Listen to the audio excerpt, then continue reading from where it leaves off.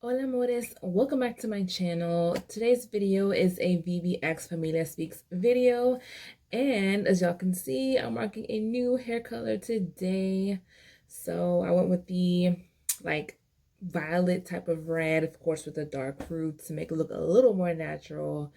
And can we also just address, like, I'm sure some of y'all have been able to tell that I've been gaining a little weight. And every time I watch my videos back, I'm like, oh my gosh, you can see it all through here. Like, ugh, it's just, I need to stop with the sweets and the soda. But anyway, I just had to go ahead and address that real quick.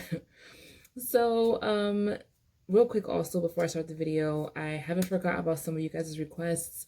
I had one person request that I do a video about Zydeco music. Zydeco, however you say it. I had somebody else request that I do a video about blancamiento in the Caribbean, which is whitening in the Caribbean. There was something else. There was like one or two other things. I have to look back through the comments because sometimes y'all leave it under comments in my videos. But anyway, so the topic of today's video is this like panel conversation that was had on the channel The Grapevine, and it was about the relationship between the Black and Latinx community. So I will basically be summarizing the discussion. It was about an hour long, so this video may be a little bit on the longer side. And while I'm summarizing the discussion, I'm also going to throw in my little thoughts here and there. Okay, so I had actually already seen this video a while back. I did watch the whole thing, and I rewatched it just today actually to refresh my memory and to take my notes so that I could make this video. So the girl who was basically like presiding over the discussion, she seemed that the relationship between the Black community, more specifically the African American community and the Latin community, seems to be kind of strained. So there were about 15 people on this panel. So the first guy that spoke, he was a Jamaican guy, and he started the conversation with the topic of Bruno Mars. He said that a lot of Latinos were asking why Black people were mad about Bruno Mars doing music that is supposed to be for everyone in the community. And he said how this kind of like shows how a lot of times Latinx people, the Latinx is so weird to me, but they use the word Latinx a lot, so I guess I'll just use it. They have this ability to kind of choose when they are Black and when they are able to opt out, and that is where he thinks some of the strains come from. So when it comes to the conversation of Bruno Mars, it's kind of like, well, he kind of fits into the Black community, and Latinos do too, so why are y'all mad type of thing. So the second speaker that spoke, she was this like a darker skinned Dominican girl, and I forgot that there were actually quite a few Dominicans on this panel. So she grew up in the States. Her parents were immigrants from DR. And she said that growing up on TV, her representation of Black people that she saw was in shows like Family Matters, which I can totally relate. That was one of like my shows that I watched every single day after school. They were a Black family that spoke English. They were from Chicago. So it was like, well, I'm not that. So I'm not Black. And she said that, in her experience growing up, a Black person was someone whose ancestry goes back to the United States. And she grew up in Miami, and she said even there, like a Haitian person, for example, or a Jamaican person, they're just that, Haitian or Jamaican, not Black. Now, that's not to say that racially they're not Black, but that's not how they would be referred to. I can relate to that because even where I grew up, the term Black, and I think this is in a lot of different areas throughout the country, the term Black was reserved for African Americans. So even other Black people, like, there were a lot of like East Africans in this area, a few West Africans, but even them, nobody would call them Black. Like everyone would always refer to them by their nationality or like the countries that their parents were from. But she said that as she learned more, she realized that Blackness, just like whiteness, is very diverse. Now, the third speaker was a lighter-skinned Dominican girl, and she said she grew up in New York, and in her experience, because it is such a mixed environment, most people identified with their ethnicity before their race. And but she said that once she went off to college and went into a predominantly white institution, that is where she felt like she was kind of forced to identify as Black. And she said that's what she feels a lot of people are facing. So of course, there's going to be some pushback, and others may see that as them refusing their blackness. And then the host went on to say not to pick on Dominicans, but we always hear that Dominicans don't want to hear that they're black. And y'all know we've covered that topic more than once on this channel, because if there are any newcomers out there, I'm Dominican descent, and we have become like the poster child of the self-hating, not wanting to be black group within the Latin community, which, even though I don't deny that that happens within our community, we're not the only ones, but we're the ones that everybody likes to pick on. But anyway, and they mentioned how there's like a negative connotation and the stereotypes that surround Black Americans that has led a lot to say, well, I'm not American Black. And the Dominican girl was saying that even people in her family will admit that they're African descent. Like, they don't deny their Blackness, but at the same time, they make that distinction. Well, I'm not that type of Black. I'm not American Black. I'm not a delinquent or a criminal type of thing. So the next speaker was this Black Dominican guy, and he said that basically Black people in America are the only people that don't have a way to separate their nationality from their race. He said, you have Black people from other countries. And he also said, I'm sick of Dominicans getting picked up for this, which I was like, I feel you, bro. I feel you. But so you have Black people from other countries coming in here, but he said, I want to be able to express my national pride or even my xenophobia by, I guess, claiming his Dominicanness, but people use that to say that he's denying his race when that's not what he's doing. He said, when Black people in America have a word that can separate Black Americans from the race, then they can have the proper conversation. And so a Black woman chimed in and she was like, well, isn't me saying that I'm a Black American enough to let people know my race, my nationality, etc.? And he responded, if you say Black American, yes, but the problem is that people just say Black. And that is where some of the confusion comes in, because people are hearing different things. Some people, when they hear the word Black, they think of, people that are racially Black. But others, when they hear Black, they're thinking African American, if they're in, within the United States context. So that is where you have these people that are racially Black saying, I'm not Black. So the next speaker was a Black American girl, and she said that she has noticed that there are some Latinos who have now accepted their Afro or Black Latinidad, but at the same time, they still make that distinction that they're still different than you. They're different from these other Black people, and that they have nothing to do with you. Then the Dominican guy said that he thinks the problem is also because we live in the United States, which is an imperialistic country that forces its opinions onto other countries. Even take the word American, for example. They took that word entirely for themselves, even though technically everyone in North, Central, or South America is American. But the word was taken and reserved specifically for people from the United States, and even the word Black was something taken to that defaults back to Black Americans, which I thought, was a pretty interesting point. Now, the next speaker was also a Black American, and they said that we tend to view things through an American lens. We are very one-droppy, as he put it, and sometimes they tend to impose this view onto others, and if others don't accept that view, it may be seen as a rejection of their Blackness, but it's more of a misunderstanding of how their history shaped their identity and the way in which they view themselves. If your country did not force you to identify as Black, then technically it's accurate that they would not call themselves Black. But he also said, how is it inaccurate, though, to say you are what you are? Which, I don't know if he was alluding to, like, people that are mixed race just saying that they're mixed, or people identifying with their nationality, because at the end of the day, they are also that. They're not just their race. So he also said that, there was a lot more diversity of identity in the Latin community versus the Black community in the United States. Now, the next speaker was a Black girl from Panama. And she said that when the Afro-Latino movement started, it was about Black Latinos, people who knew they were Black, speaking on their experiences and what Blackness is in Latin America.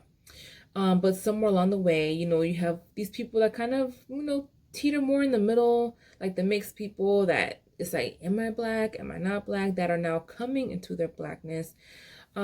So she said that it's not about Latinos picking and choosing, like the guy earlier said that Latinos kind of pick and choose when to come in and out of their Blackness, because she said in her experience, even as a Panamanian, she has never not been looked at as a Black person. She has always been Black. Her family is Black, have always known they're Black. But for her, the conversation was more so with other Latin Americans on her validity of being Latina because she is Black.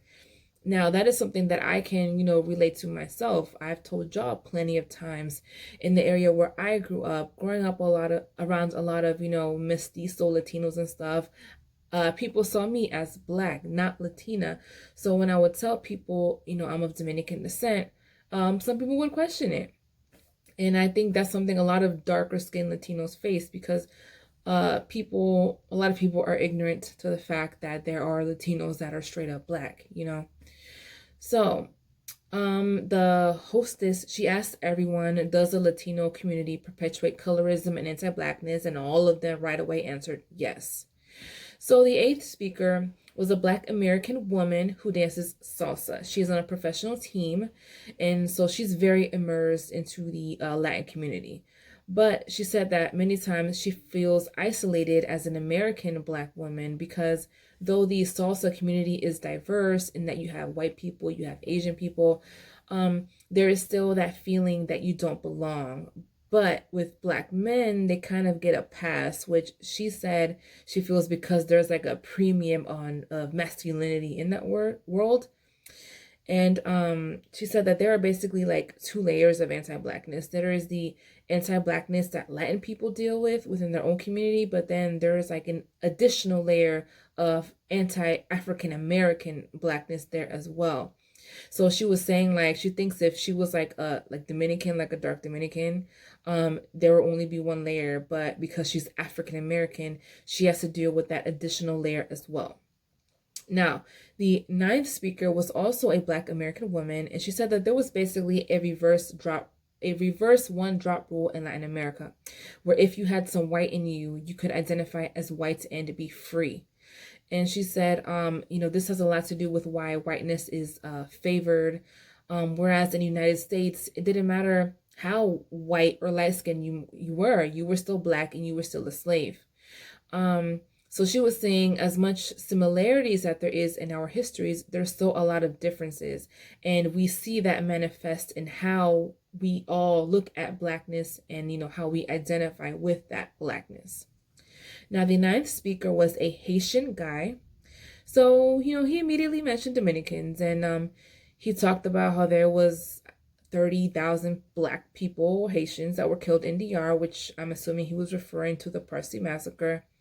And so he kind of gave his personal story and talked about how he used to be in a gang.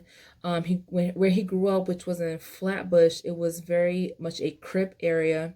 He went to school in Massachusetts for 3 years, and when he came back, it was a bunch of Bloods. Now, he said that during that time, like Clinton, I guess, was in office, the NYPD was very aggressive, and that they sent a lot of Black people to prison. And he said that in Rikers, the Latin Kings, and there was another group that he mentioned, ran it, and they aggressively victimized the Black people in that area, especially in the prisons, until the East Coast Bloods were founded in order to protect themselves from the Latin people, especially in prison. So he says that Latin Americans target Black people when put in particular situations, and they make it known that they are different than you, even if they themselves are racially Black. Now, someone asked him if he considers himself an Afro-Latino since he is Haitian, and technically Haitians are part of the part of Latin America, so you could consider them part of the Latin community, which he then answered again, well, for Dominican descent are not Black, means they're not Haitian, which, that wasn't really answering the question, but he then proceeded to say that, Haitians are the most African people on this side of the world, and so it's a complicated relationship, I guess, for them to identify with Latinidad. So the next speaker was a woman of Nigerian descent, and continuing on talking about Haitians, she said that Haitians are excluded from the Latin conversation because of their Africanness and because they were purposeful in maintaining their Blackness as opposed to other Latin American countries where the governments actually brought in more European families to dilute and whiten the population. Now, she said in Nigeria, people don't identify as Black because everyone is Black. So your ethnic group comes first. But the recognition is that everyone is Black. But then she went on to say in countries where it's very mixed, there's so many more ways to identify based on your proximity to Blackness. So what has made the conversation more difficult are the people who are kind of in the middle, who could maybe even be considered white passing, and they can kind of dibble and dabble in their Blackness, and so it makes it difficult for the Black or Afro-Latinos who have lived the Black experience and make it clear of who they are. Now, the next speaker was this girl who is half Black and half Puerto Rican. And she said that she spent her entire life dealing with racism from her Puerto Rican side, so much so that she stopped embracing her Puerto Ricanness like altogether. She said, she was constantly felt by them like she was less than, like they were condescending. And she said that she was talking to her Dominican friend about it, and that her Dominican friend said that there is a lot of deeply rooted self-hate. But at the same time, when it comes to, Black people, it's like, what do you really want? Because when people within the Latin community embrace their Blackness, the Black community sometimes says like, oh, now you want to be Black. Now you want to embrace your Blackness. But then when you don't embrace your Blackness, it's like they're constantly reminding you that you are Black.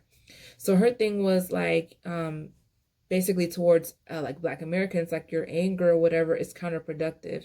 So how do we deal with that? And then she gave the example of Cardi B, because, people are always first arguing whether Cardi B is Black or not. And then when she does kind of say that she's Black, it's an issue. And so one of the Black girls was like, well, most of the Black community embraces her because they embrace people that embody Black culture without the Black skin that comes with it. So back to the first speaker, the Jamaican guy, he said that there is a disdain for African people around the world, and people of color participate in that as well. And he said if you were trying to have a conversation with someone and pull them in, you can't convince them to come into something that they don't see themselves in and that they don't like. And that is the case for a lot of Black people within Latin America. They don't like their Blackness, or they don't accept it. So if you're trying to like tell them you're Black, they're going to reject it, So going back to Cardi B, he said Cardi's kind of like a bad example because of previous comments she's made, like, calling Black women roaches. He said you can't be Black on Monday and then decide that you're not Black on Tuesday, type of thing. And I've told y'all before, I don't consider Cardi B a Black woman. She's mixed. I don't consider her Black. That's just me. Then they brought up Amara La Negra. And he said, with her, it's a totally different situation because she literally has that affirmation of her Blackness in her name, La Negra. And he was like, you can't get any closer to proclaiming your Blackness than that. Like, that is declarative. But even with her, you see how people were dragging her and, saying her Afro was fake and this and that, because it's just so hard to believe that someone would actually want to be Black. So that, comment about like the affirmation in her name, it made me think of myself, because I've briefly mentioned this before, but I used to sing like 10 years ago in a group, and my stage name was Extina La Negra Fina. So I had that negra in my name. And it was actually my partner or whatever, because I was like in a duo, that gave me that name, and I was like, okay. But it's just interesting because I never thought much about it. I was just like, okay, yeah, like negra, brown skin, that's me, like nobody thought much of it. Nobody like in my family or none of my friends that knew that I was singing and that was like my name, nobody said much about it. So anyway, back to the Dominican guy. He said it's important to pay attention to how or to who is painting a lot of these narratives. He said, like, here in America, you had the one drop rule, whereas in Latin America, we had the casta system. So he said, like, for example, with the lineage of mestizos, you know, the Spaniards that mixed with the Native Americans, if their descendants kept mixing with Spaniards, they were eventually able to return black to whiteness and simply considered Spanish. Whereas with the lineage of the mulattoes, it didn't really work that way. You never fully went back to being white. He also said, like, he goes to Cuba all the time, where there is a huge preservation of black culture, and the people are very proud to be black, like the black Cubans. But he was like, well, who gets all the media attention? The white Cubans. And he said, people are so shocked by Amara, but it's because, you know, that's the narrative that we're used to. That Latin people don't ever embrace their blackness and that they don't accept it, they don't want to be black, when that's not really the case. There are a lot of black people within Latin America that have always embraced and acknowledged and celebrated their blackness. And he said that in his hometown where he grew up in DR, that everyone was pretty much black. But he did say that the Dominican identity is kind of complicated because there was also, you know, some American influence because we were occupied by the U.S. at one point. And then there was also the Haitian occupation. And he said, I'm not downplaying the racial part of it, but it's also a nationalistic battle. And Dominicans are very nationalist. But the narrative that is sold is that we're anti-black, we're anti-black. And he said you have to look at who's in charge of this narrative. It's white imperialists. So then at this point, you know, the Haitian guy speaks up and he says that Haiti basically had a pact with the Spanish, which they broke. And so the whole island became Haiti. And so there was no DR yet. But he said, the Haitian guy said that the black people on the Spanish side felt very different because the slavery was very different. And you guys that have been listening to me for a while know this is something I have mentioned on here, you know, of various times.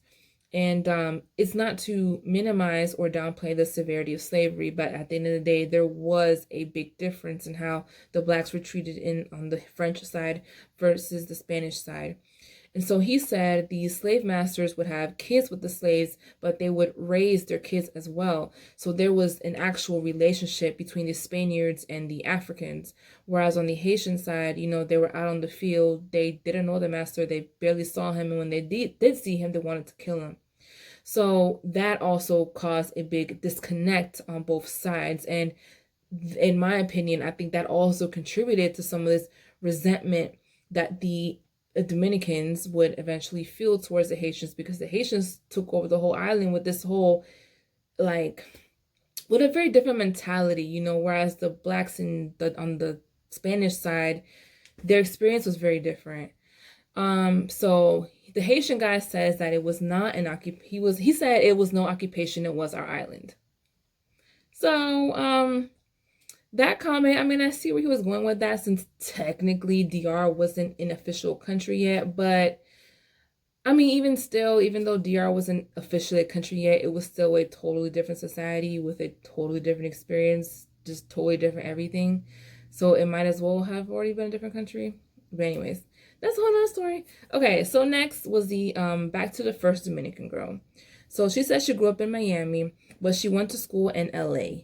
And she said over there, the Hispanic kids didn't embrace her, whereas the black people on campus and the professors, you know, they did. And they would invite her to, like, the dinners and stuff. She told a story about being invited to some black people's house. And, you know, she's used to her plátano and all that. And so they get there, and she sees, like, collard greens and peach cobbler. And she was like, what the F is this? But it was funny because she said there was also a Nigerian there that had the same kind of reaction, like, what are we eating? And it reminds me also, one of my best friends, you know, she's African American, and I remember talking about Thanksgiving food and telling her what we were eating, which a lot of it's just typical stuff Dominicans eat all the time anyway. And she was like, y'all don't eat no mac and cheese? I was like, no, girl, we Dominican, we don't do mac and cheese on Thanksgiving. But it was just very funny. I know black people, y'all are real serious with your mac and cheese, the way it's done. You gotta have like 4 different types of cheeses. So if I have anybody's mac and cheese, it's black people's mac and cheese. But anyway, So she also wanted to highlight some of the progress that has been made. She said within the natural hair movement, especially with Dominicans, Dominicans are all, well, the women are all about their blowouts and everyone is constantly in the salon. But now when she goes back, she sees so many more women with their afros and their braids. And she said it's shocking, but it's like, wow, like the blacker Dominicans are like really embracing, who they are. Now, the next speaker was another Black American woman, and she said that everything that we said that the Latin community does, the Black community in America does too. She said Black people in the cusp, as they say, basically the ones more in the middle. She said, they say that they're Creole, they say they have Indian in their family. And she was like, we all do that shit. And she says, everybody says they got Indian in their family, even though we know they're lying. But, people say these things because we also don't want to be Black. Of course, it's a general statement, but, So she was like, to make it seem like it's something only Latin people or people in the Latin community do is not true. Now, the next speaker was also a Black American, and she was asking if the Latin people who embrace their African heritage are kind of rejected or seen as rejecting their Latin culture because their governments didn't enact things like Jim Crow or like these concrete laws and things that Black Americans here, for example, had to like stand up and fight against. So I'm trying to explain how she was trying to explain it. Like, I don't know. But okay, so some of the others said that no, there has always been Black people in our respective countries that fought and even died for their rights and to affirm their Blackness. And they said, yes, it has been brought more to the mainstream medium now, but it's been going on forever. And one of them said, look at Arturo Schomburg, father of Black history. He was a Black Puerto Rican. Now, the next speaker said she briefly talked about creating a space young enough to where people are all aware, because she said, for example, in elementary school, like you learn briefly about slavery in like 3rd grade or whatever, and you briefly learn about Columbus, but that is like it. So I definitely agree on that. The education when it comes to slavery and the role of slavery and the extent and of the diaspora and all that is very, very shallow. So we could definitely do better with that. Now, back to the Dominican girl. So she said that there is a lot of denial of the experiences that Black people face in Latin countries. And then the Jamaican guy followed that up saying that he thinks that we have a lot more in common than apart. But we also have to understand that we are in a climate where Blackness is actually pretty popular, and that the lens is on Black Americans 100% of the time. People are always looking at, what you're wearing, how you're speaking. And then, but then you also have these people that may not necessarily be Black American, but, with like type 2 and 3 hair, a little more on the racially ambiguous side, that are able to benefit from Blackness in a different way that Black Americans are not able to. So it's a very complicated situation, and I definitely agree with what he said, that the lens is on African Americans all the time. I mean, I, even as a Dominican, can admit Black Americans are the trendsetters. People are constantly looking to what they're doing, their music, how they're dressing. I mean, that's something I've been very aware of since even pretty young, especially when I would go to DR and I would see some of the young kids kind of either, listening to like hip hop and rap, but even the way they dressed, it was like mimicking Black people here. So, I mean, there is a point in that. He also went on to say that here in the United States, as his own Jamaican mother would say, if it were not for the sacrifices of African Americans, we wouldn't be here and have the freedom that we have. And so when you look at this feeling of anti-Africanness, it's like, do you not know that you wouldn't have a place to sit if it were not for African Americans? So you have to respect the African American for what they were able to achieve. Because if the framework of your denial of Blackness comes from how Black Americans are portrayed, then you have to acknowledge the way they are seen, but also how you benefit. And I definitely agree with that as well. I mean, at the end of the day, I feel like that's just basic logic. I mean, African Americans are the ones that have been here for 400 years. So they had to deal with the worst of the white supremacy and the racism in this country. And they were the ones that pretty much had to break down those barriers and fight for their rights. And as a result of that, other immigrants of color have been able to come into this country and have the freedoms that they have. Now, so at this point, the conversation kind of shifted, and the girl hosting the conversation asked how everyone felt about Sin Santana's comments about how Black men cater to Latin women. So, this one Black guy spoke up. He has a Puerto Rican girlfriend, and he said that when a Black guy says that he is dating a Latin woman, there comes a whole bunch of negative comments, and the first reaction he gets from Black women is like, ugh, you're dating a Puerto Rican. And he said some Black men do put Latin women on a pedestal, but in his personal experience, he had always dated Black women. He happened to meet this Puerto Rican girl. She treats him well, and that is what it is. And so this one of the Black women said that there is this exotification of Latin women, to which the hostess then asked all the Latinas there, have you ever been exotified by a Black man? And they pretty much all answered yes. And one of the Dominican girls said that she had met this guy on OkCupid, and he asked her to look at some film project he was working on, which apparently was on Dominican women, because he finds them sexy or whatever. And one of the things on there was like Dominican women, Black but more homely. And so, it was talking about how, Dominican women cook for the men and cater to them and blah, blah, blah. So there's this whole thing of them being more, I don't know, submissive and catering to their man more. I don't know, it's just very weird. And then another Black girl that was there said, a lot of this exotification is actually based on anti-blackness, because Black American women are seen as, being or doing too much. They can have the same grievances, say the same exact things a Latina woman says, but when the Latina does it, she's being spicy. Like basically the same thing I said on my video about, the fetishization of Latinas. And one of the other Black American women said there's always this difference there, because in Sin Santana's case, had she been darker skinned, maybe just had like that Latina accent, that would have been enough to set her apart from a Black American woman. So one of the Black men there was trying to say, well, that's not all Black men. But one of the Black women was like, that this whole it's not all men thing is trash, because you are still informed by society that non-Black women or Black women from a different country are going to treat you better, they're going to please you better, and whether you acknowledge it or entertain it or not, we all grew up around Black men that said, I want a Spanish girl. And so she feels what Sin Santana's comment did was encourage this narrative too, especially if you're from like the inner city, of Latina women being fetishized. And she thinks it's also time for Black women or Black men to stop saying it's not all men, and to really look at the society that is encouraging this and what they can do about it.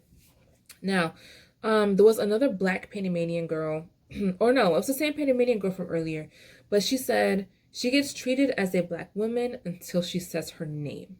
Then it's like, oh, you're Latina.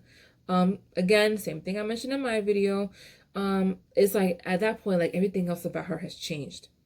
And so she said, are you going to stand next to the Black woman who is the most disrespected?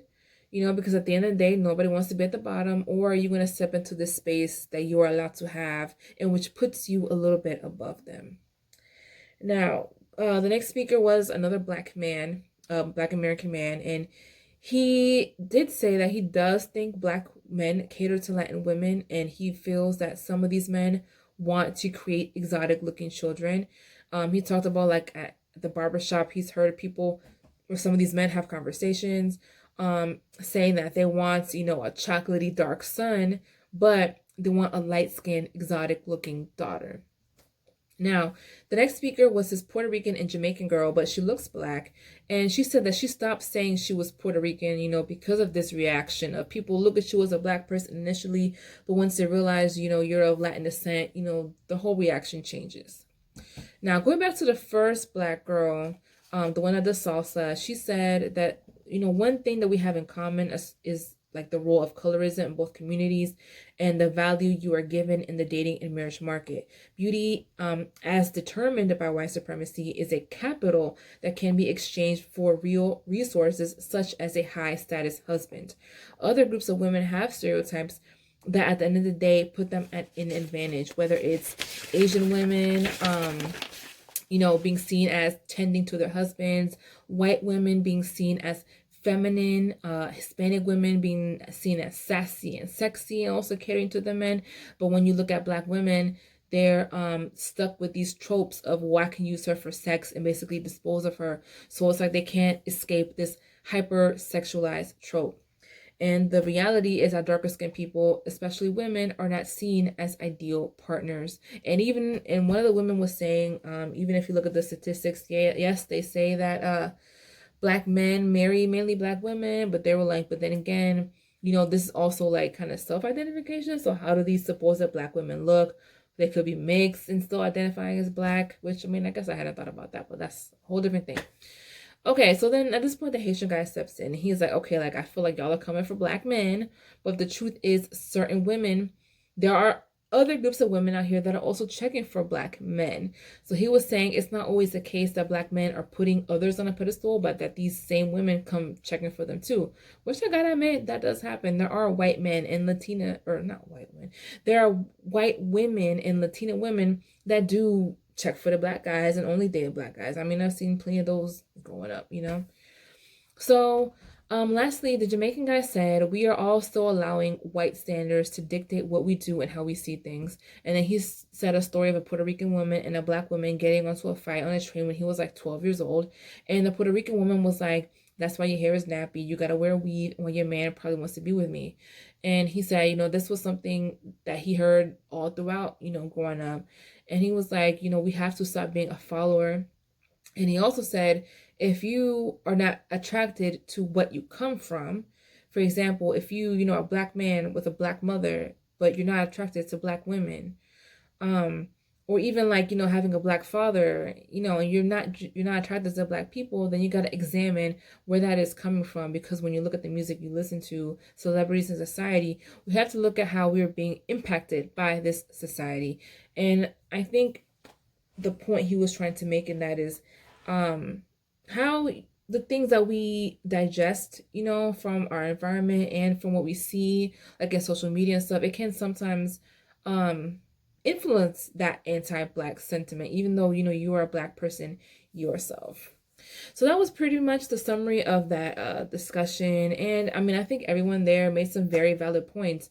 I think these issues of colorism, of anti-Blackness, of this and that, I mean, it's something I think everyone throughout the African diaspora has had to deal with, Latin America and here in the United States. And I think it is worth mentioning, like how some of them said the differences in how things played out in the different countries, and how that also impacts how people self-identify.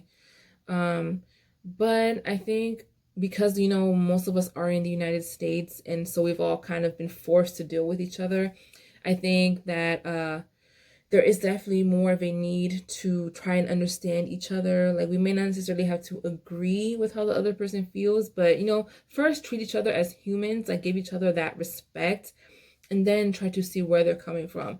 For Latinos, like understand where African Americans are coming from. And at the end of the day, we are in the country that they've been in the longest. And I feel like, at least for that, we should give them that respect. And then when it comes to African Americans, for them to also, understand where Latinos are coming from. Not everything that Latinos do or say is a rejection of Blackness, but also understand that, there was differences in how things played out in Latin America that affects how we view ourselves and how we self-identify as well. So this video was really long, but I hope that you guys enjoyed it. Definitely let me know your thoughts and opinions down below. And I'll see you guys in the next video. Bye!